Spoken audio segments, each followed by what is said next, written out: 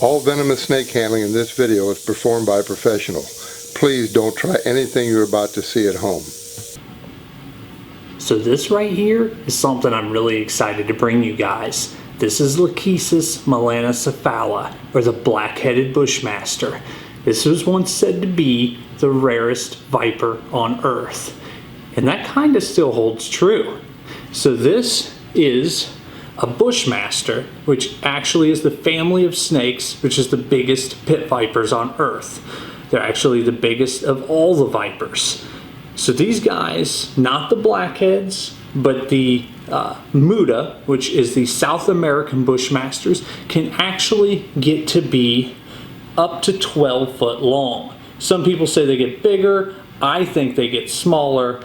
There has been like an 11-foot specimen, but needless to say, that's pretty rare. So this guy is a little tiny baby. And I'll be downright honest, I had absolutely nothing to do with breeding this animal. But it's still pretty amazing. It is in my care, and I'm super excited to have it. As you guys know, I work with quite a few big black-headed Bushmasters, but this right here is the smallest blackhead I've ever worked with. I've got to be careful, because right now I'm actually very close to being within strike range of this snake, and this is said to be the deadliest viper on Earth. Now, yet again, a lot of that could truly come down to people sensationalizing this snake, but statistically speaking, they are extremely deadly. There was one statistic, one Costa Rican study that said 4 out of 5 people bitten died regardless of medical treatment. Now, yet again, I'm not sure how large of a group of people that statistic came from. And there was also a study done that said 69% of all people bitten by the species dies. What's crazy about this species, they are a lot like a taipan in that when you get bit, I'm going to mess up the hours on this, so bear with me. When you get bit, you get to the hospital, you get anti-venom. That is the venom that's been ran through a horse, and the antibodies have been collected, and then it's put into your blood to help you survive the snake bite. So when you get bit by this animal, you get the anti-venom and you start recovering. You start doing better. Everybody's like, wow, you're going to make it through this snake bite. You're going to do okay. And you're starting to do great. And they're like, man, we could probably discharge you. You're doing so well. And then it happens. The anti-venom wears out. The shelf life on it inside your system is about 76 hours. The venom of this snake stays inside your system for somewhere in the 80s. I think it's 84, 87, 86. I can't remember the exact number, but regardless, it stays in your system longer than the anti-venom. He's rattling his tail. So they'll actually sit there and they'll rattle their tail and hit the leaf litter. So people's like, oh no, a rattlesnake. But I fear this guy way more than the rattlesnakes. So their venom is extremely toxic, like I said. These guys compared to, like, let's say the South American Bushmaster, the Muda, as I call them. That is the scientific name. They have a very small venom yield. This guy has a very large venom yield. Now, to compare that to like a Fertilance or Bothrops atrox, Bothrops atrox has a much larger venom yield. So this guy has a very small venom yield compared to that, but still very toxic venom. So to say that this is the deadliest viper on Earth is kind of stupid, because like I said, it is the rarest viper on Earth, or one of the rarest. So with that being said, he can't be the deadliest. No one ever comes in contact with him. He can't kill the most amount of people, right? Right. The Saul scale viper is actually the deadliest viper on Earth because it lives inside a massive range, spanning Africa, India, up into Russia, just huge range. All the different species and everything. So with that being said, that is the deadliest viper on Earth, because those people typically don't wear shoes commuting and walking around the rocks. A lot of people get bit. The medical facilities aren't necessarily the best inside some of those rural areas. So with that animal, the venom seems to work very well on humans.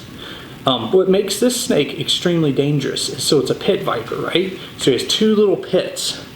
I don't think their eyes work worth a crap. I don't think he can see the light of day. Well, in the wild, they don't see the light of day because these are nocturnal. But that's beside the point. He uses those pits to lock on, and they bite, they strike anything with heat. While moving this animal, I have to watch how close I am to the light bulbs on the ceiling if he was a bigger guy, because I'm not putting a baby snake way up here at the ceiling. But if this was a bigger guy, I'd have to be very careful how close I got him to the ceiling because of the lights. But since this is a little guy, I don't ever get you that close to lights anyway. But he is right now looking at me pretty hard. He knows I'm not food, but he's still thinking like, maybe if I killed him, maybe I could work up to eating him someday. You couldn't. You don't get that big. You crazy little guy.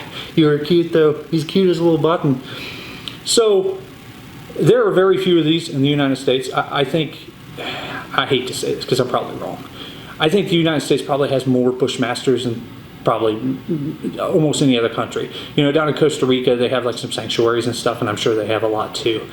But we are kind of really at the forefront of breeding the Bushmasters. They actually are. They're doing better than us. Don't get me wrong. But we are contributing a lot. So I'm very excited to have this animal. This is not a species I've ever bred, but maybe eventually, maybe next year, that'll happen. That'd be really cool. But so saying that this is the rarest snake on earth, if you go down to Costa Rica and go to look for these guys, me, you, 4 other good people could be looking for years and never see one. Partially, these guys are fossorial, so they live underground. They live down inside the agouti burrows.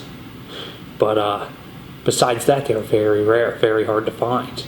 And once their habitat's destroyed, the forest, the jungle, it will grow back. It should grow back. If everything works out right, it will grow back. But they're never found inside the second growth forest. So it's very beneficial that we keep the habitat that they have today, you know, healthy and well maintained. Because he's going to hide inside some of the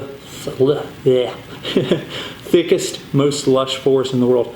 I don't know if you guys seen that. I don't know if the camera's focused in on him or if it's focused in on me, but he just did a head bobble. That's him reading with those heat-seeking pits, trying to figure out if I'm close enough to bite. They're very accurate. He ain't going to waste a bite. He's going to try his best to get me if he's going to get me. And that's what makes him dangerous. You're walking through the jungle at night with a lantern, and typically people get bit on the hands. Not because they're trying to take your hand and marriage or anything weird like that. They see that light coming from that lantern and they think, ooh, food.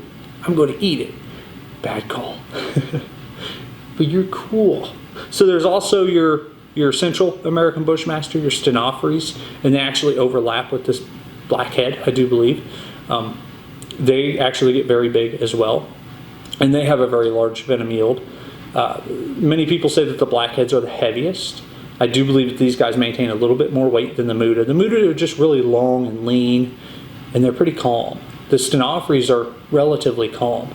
This guy, he'll give you a run for your money. He's being very well behaved right now. You're not always this nice.